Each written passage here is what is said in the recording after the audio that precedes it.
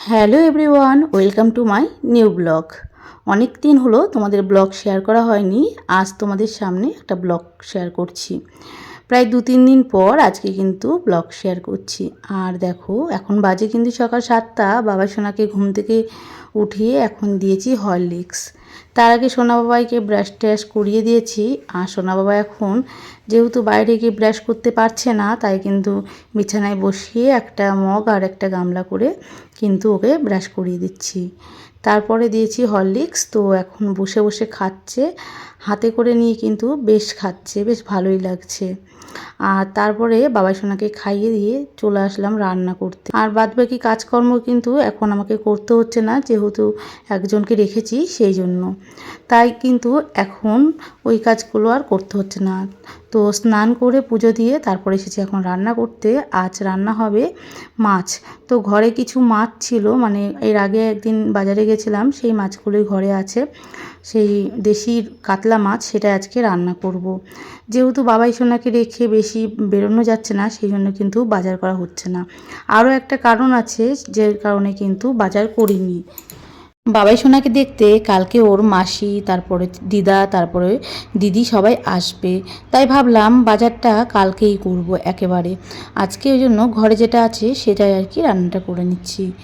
তো আজকে দেখো, মাছের ঝোল রান্না করব শুধুমাত্র আদা, কাঁচা লঙ্কা আর জিরে বাটা দিয়ে। আর কোনো মশলাই দেবো না, আর একটু টমেটো দিয়েছি, ব্যাস এই দিয়ে কিন্তু মাছের ঝোল খাবো।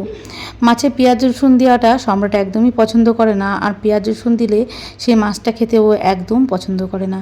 সেই কারণেই কিন্তু এইভাবেই রান্না করা। আর এইভাবে মাছের ঝোল খেতে কিন্তু অনেকটাই সুন্দর লাগে। তো দেখো, ফাইনালি তোমাদের সাথে কথা বলতে বলতে আমার মাছের ঝোল কিন্তু রেডি। ডায়ালিসিস করে আসলো, খেতে বসেছে। এই যে মাছ দিয়ে খাচ্ছে। মাছ নাওনি? মাথা নিলে কেন? মাছ নাও, মাথা খেলে ওর গ্যাস হয়, যদি অসুবিধা হবে। ভালো হয়েছে মাছের ঝোল। আর করে দিয়েছে চাটনি। বাবু খাবে না, শুধু ও খাবে, ওর জন্য। দিয়ে খাওয়া দাওয়া করে ওষুধ খেয়ে ঘুমাও, বুঝলে। আর এই যে আমার পাপার জন্য খাবার বেড়ে নিয়েছি। এই যে মাছের ঝোল, এখন আমি পাপাকে খাওয়াবো, তারপরে লাস্টে আমি খেতে বসবো। তুমি নিয়ে নেবে, হ্যাঁ, খাবার যদি কিছু লাগে বেড়ে নিয়ে নেও। A few moments later. Hello everyone, এখন বাজে হচ্ছে দুপুর 3টে। আমি এখন বসে আছি। আর বাবাই সোনা আর সম্রাট এখন ঘুমোচ্ছে। সম্রাটের আজ ডায়ালিসিস ছিল, তো এখন দুজন মিলে একদম জড়িয়ে ধরে বাবা ছেলে ঘুমোচ্ছে। আর আমার তো দুপুরবেলা একটুও ঘুম আসে না, একটুও না। তো আমি চলে এসেছি এই ঘরে। এখন বাইরে ভীষণ হাওয়া দিচ্ছে, তোমাদের দেখাচ্ছি, দাঁড়াও। বুঝতে পারছো বাইরে কি সুন্দর হাওয়া দিচ্ছে? তো দেখতে পারলে বাইরে কতটা সুন্দর হাওয়া দিচ্ছে।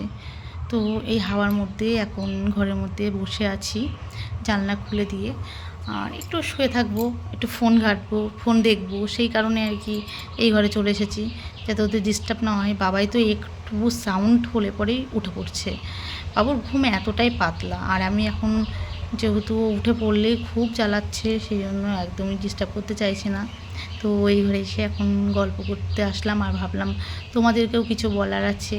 তোমরা অনেকে কমেন্ট করেছো, বাবাই সোনাকে অনেক আশীর্বাদ করেছো, সবাই অনেকে আমাদের পাশে আছো। তো সবাইকে নাম না নিই, যারা যারা সবাই কমেন্ট করেছো, তাদেরকে আমার তরফ থেকে অনেক অনেক ভালোবাসা। আর এভাবেই সব সময় পাশে থাকো আমাদের। আর দেখো, প্রত্যেক দিন আমি ভিডিও হয়তো দিতে পারছি না, তবে চেষ্টা করবো এবার থেকে যে প্রত্যেক দিন অল্প করে হলেও তোমাদেরকে এক একটা ভিডিও দেওয়ার জন্য। তো যেহেতু এখন মানে কদিন ধরে আমি ভীষণ বাবার জন্য মানে একদমই কোনো ভিডিও তৈরি করতে পারছিলাম না। তবে বাবা এখন অনেকটাই সুস্থ, কিন্তু একটু তো দেখলে আজকের যারা যারা দেখেছো কালকের ভিডিও, তো সেখানে তো তোমরা দেখলে বাবাই একটু রেগে রেগে যাচ্ছে, এইটুকুনি আর কি। মানে ওর এবার যতক্ষণ না খোলা হচ্ছে ততক্ষণ শান্তি পাচ্ছে না। তো এসেই গেল, সামনে বুধবার দিন ওর খোলা হবে প্লাস্টারটা, তাহলেই ও ঠিক মানে ও অন্তত রিলিফ পাবে। বাইরে প্রচণ্ড মেঘ করেছে, মনে হচ্ছে এক্ষুনি বৃষ্টি আসবে। আর আজকে আমার চুলগুলো যেন শুকায়নি, দেখো প্রচুর ভিজে রয়েছে। আজকে আসলে অনেকটা দেরি হয়ে গেছে আমার স্নান করতে, এই কারণে। তো চুলগুলো একদমই শুকায়নি, দেখেছো? আর চুলটা অনেকটা লম্বা হয়ে গেছে। তো বোন আসলে ভাবছি কাটবো, এত লম্বা হয়ে গেছে। ওহ, বোন আসবে আর কদিন পরেই আবার। আর কালকে তো মা আসবে, ছোটো বোন আসবে, বোনের মেয়েটা আসবে। কালকের থেকে একটু অনেকটা ভালো টাইম কাটবে, আর বাবুর অনেকটা সময় কেটে যাবে, কারণ ও তো ওর মাসির সাথে, ওর দিদিদের সাথে থাকতে ভীষণ ভালোবাসে, ভীষণ। তো কালকের থেকে বাবুরও খুব ভালোভাবে টাইম কাটবে। আর আমি তো কি বলবো, সারাক্ষণ বাড়িতে বাবাইয়ের সাথে যেটুকু টাইম কাটানো হয়, সারাদিন ওর পেছনেই পড়ে থাকি। তো সারাদিন বাবাইকে নিয়েই টাইম কাটিয়ে দিই। তাছাড়া বলতে গেলে পুরো একা একা বোর হয়ে একদম, কি বলবো, একদম টাইম কাটতেই চায় না আমার একদম বাড়িতে। তো এইভাবে আর কি থাকতে হবে।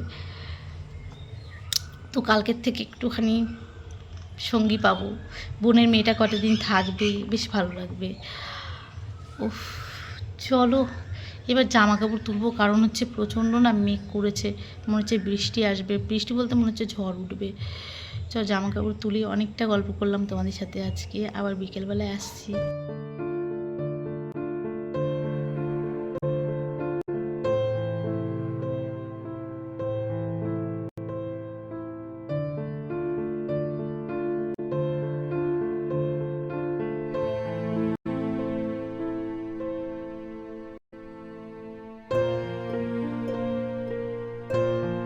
আজ সন্ধ্যেবেলায় বাবাই সোনাকে ম্যাগি বানিয়ে দেবো, কারণ ও প্রতিদিন দুধ খেতে খেতে ওর আজকে ভালো লাগছে না, সেই কারণেই ওকে এখন ম্যাগি বানিয়ে দেবো। আর এখন আমি এখানে পেঁয়াজ কেটে নিয়েছি।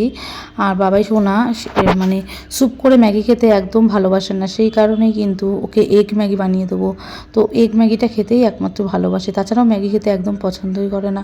আর একদিকে ওর মনটাও ভীষণ খারাপ হয়ে গেছে, তার কারণ ও জানতো সামনে বুধবার কিন্তু ওর প্লাস্টারটা খুলে দেওয়া হবে, সেই কারণে ওর কিন্তু মন ভীষণ খারাপ হয়ে গেছে। কারণ হচ্ছে ডক্টরকে ফোন করেছিলাম, যেহেতু বুধবার সামনে চলেই আসছে, সেই কারণে।